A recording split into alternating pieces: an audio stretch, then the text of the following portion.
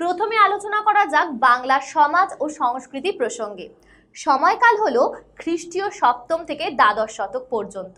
বাঙালিদের মাতৃভাষা বাংলার উৎপত্তি ঘটেছিল পাল যুগে।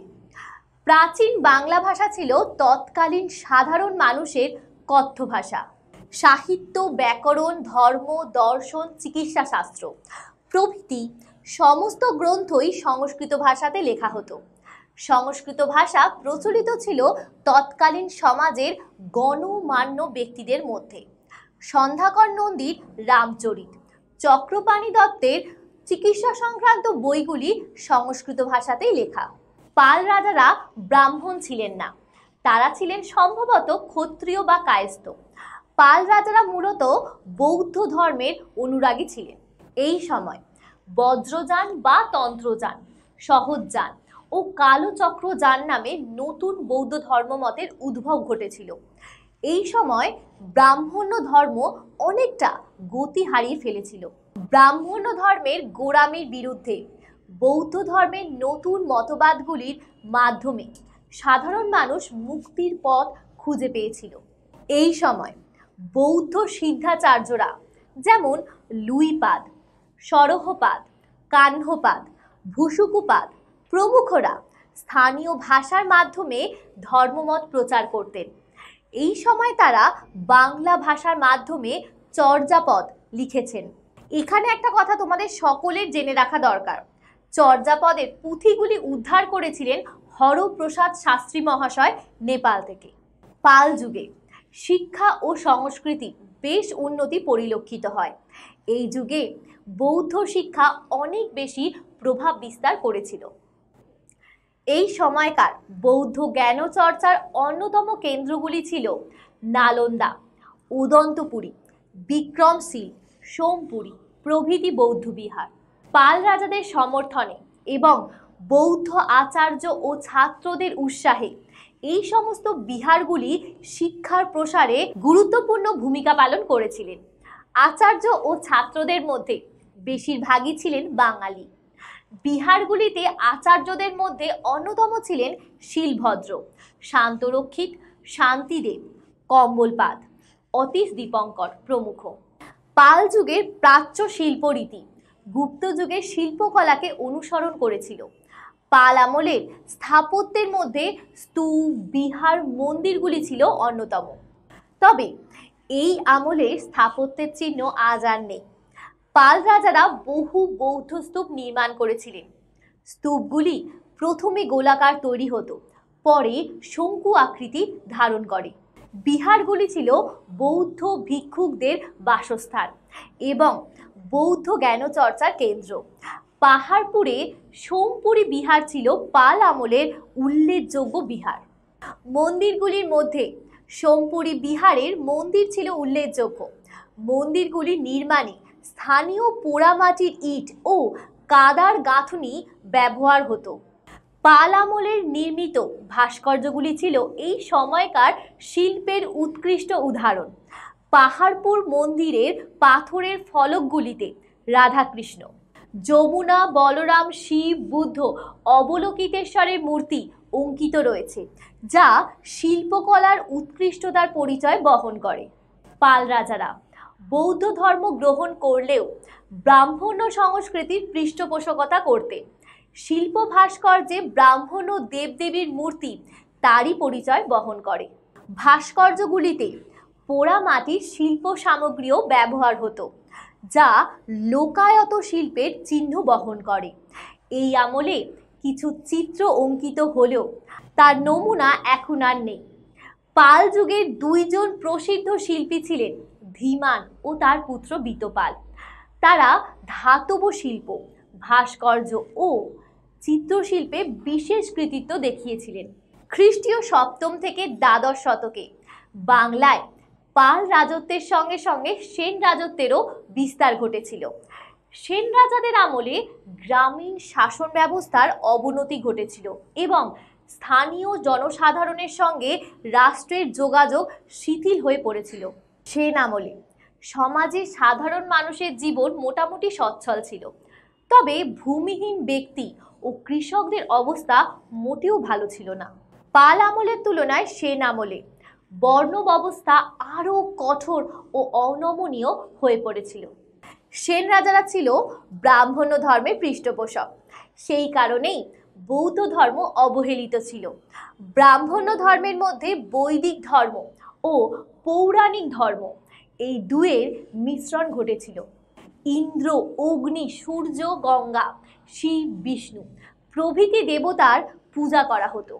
লক্ষণ সেন ছিলেন বৈষ্ণব এবং তার পূর্বসূরি সেন রাজারা ছিলেন শৈব। সেন রাজাদের আমলে ব্রাহ্মণরাই সমাজপতি হিসাবে মর্যাদা পেত এবং অব্রাহ্মণদের শূদ্র হিসাবে ধরা হতো। ব্রাহ্মণরা অব্রাহ্মণদের কাজগুলি করতে পারলেও অব্রাহ্মণরা ব্রাহ্মণদের কাজগুলি করতে পারত না। শিক্ষা ও সাহিত্যের ক্ষেত্রেও সেন রাজবংশ বিশেষ কৃতিত্বের পরিচয় রাখে।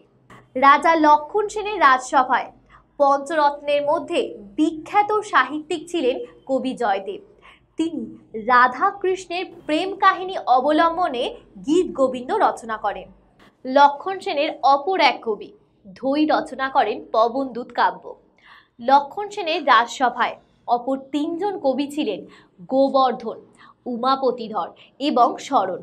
রাজা বল্লাল সেন ও লক্ষণ সেন এই দুই সেন রাজা সুপণ্ডিত ছিলেন।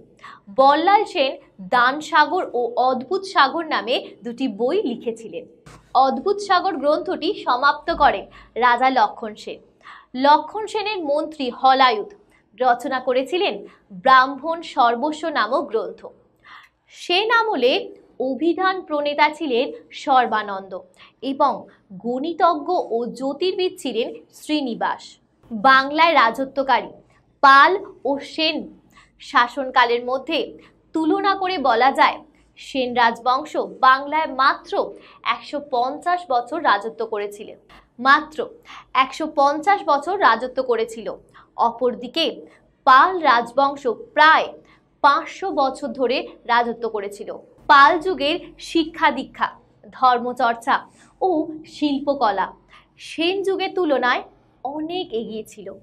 এবার আমি আলোচনা করব ভারত ও বহির্বিশ্ব প্রসঙ্গে। সময়কাল ছিল খ্রিস্টীয় 7ম থেকে দ্বাদশ শতক। এই সময় বিশ্বের বিভিন্ন দেশের সঙ্গে ভারতের যোগাযোগ ছিল এবং সংস্কৃতির বিনিময় ঘটেছিল।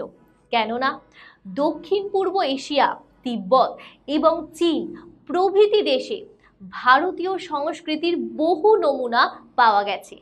বিভিন্ন দেশের সংস্কৃতি ভারতে আগমনের ফলে ভারতবর্ষ আজও বৈচিত্র্যময় দেশের সম্মান বহন করে চলছে।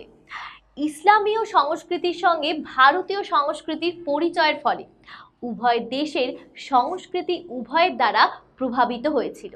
ইসলামীয় সংস্কৃতি অনেক ক্ষেত্রে ভারতীয় সমাজ, সংস্কৃতি এবং প্রশাসনিক ক্ষেত্রে প্রভাব বিস্তার করলেও আবার অনেক সময় সংঘাতের মধ্যে জড়িয়ে পড়েছিল। সময়ের পরিবর্তনের সঙ্গে ইসলাম ও ভারতীয় সংস্কৃতির মধ্যে মেলবন্ধন সৃষ্টি হয়েছিল। ভারত এবং বহির্ভারতের মধ্যে নির্ভরশীলতার অন্যতম উদাহরণ হলেন অতীশ দীপঙ্কর শ্রীজ্ঞান। তিনি সম্ভবত 980 খ্রিস্টাব্দে বঙ্গাল অঞ্চলের বিক্রমপুরের বজ্র যোগিনী গ্রামে জন্মগ্রহণ করেন। তিনি ওদন্তপুরী বিহারের আচার্য শীল রক্ষিতের কাছ থেকে বৌদ্ধ ধর্মের দীক্ষা নেন। তিনি পরবর্তীকালে বিক্রমশীল, ওদন্তপুরী এবং সোমপুরী মহাবিহারের আচার্য ও অধ্যক্ষ পদে নিয়োজিত হয়েছিলেন। এরপর তিনি তিব্বতের রাজা জ্ঞানপ্রভের অনুরোধে তিব্বতে যান এবং সেখানে মহাযান বৌদ্ধ ধর্মমত প্রচার করেন। তিব্বতী ভাষায় তিনি অনেক বৌদ্ধ গ্রন্থ অনুবাদ করেছিলেন।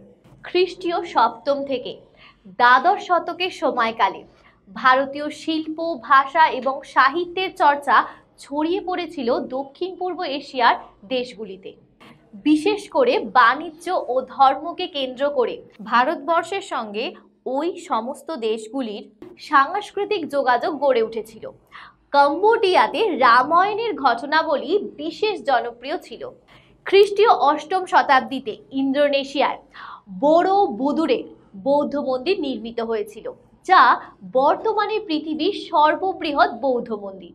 দ্বাদশ শতকের প্রথম ভাগে কম্বোডিয়ার আঙ্কোর ভাটে পৃথিবীর বিখ্যাত বিষ্ণু মন্দির তৈরি হয়েছিল, যা আজও কৃতিত্বের পরিচয় বহন করে চলেছে। এই মন্দিরটির গায়ে রামায়ণ ও মহাভারতের বিভিন্ন গল্পগাথা খোদাই করা রয়েছে। তবে দক্ষিণ পূর্ব এশিয়ার দেশগুলি ভারতবর্ষের কাছ থেকে শুধুই শিখেছিল এমনটা কিন্তু নয়, ভারতও তাদের কাছ থেকে কিছু কিছু জিনিস আয়ত্ত করেছিল।